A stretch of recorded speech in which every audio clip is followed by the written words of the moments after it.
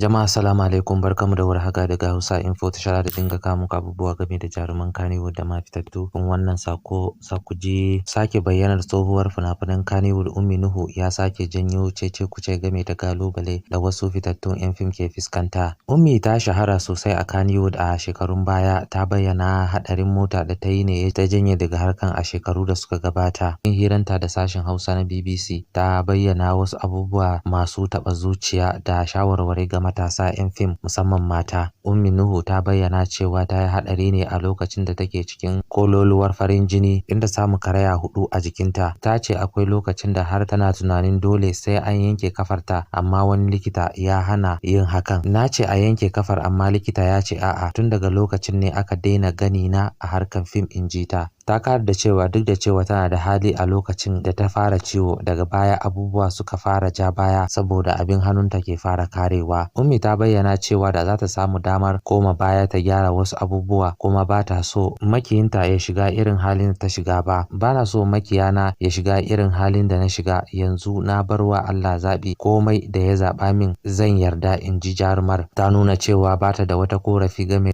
da rayuwa, kuma ta yarda da duk wani hukunci daga wurin Ubangiji Subhanahu wata'ala game da aure. Ummi ta bayyana cewa akwai lokacin da aka so a aure ta, ita ma tana da burin auren amma lamarin ya gagara. Ta ce tana fatan Allah Subhanahu wata'ala ya bata miji nagari kafin ta mutu, amma idan haka bai faru ba, ta yarda da kaddaran Allah. Bayan ga haka, Ummi ta shawarci mata da ce cikin harkan fim da su ringa yin kasuwanci domin lokacin su zai wuce kamar yadda nata ya wuce. To masu sauraro, kasance da Hausa Info domin samun abubuwa game da jaruman Kannywood da ma fitattu. Kar ku manta ku danna subscribe. Mun gode.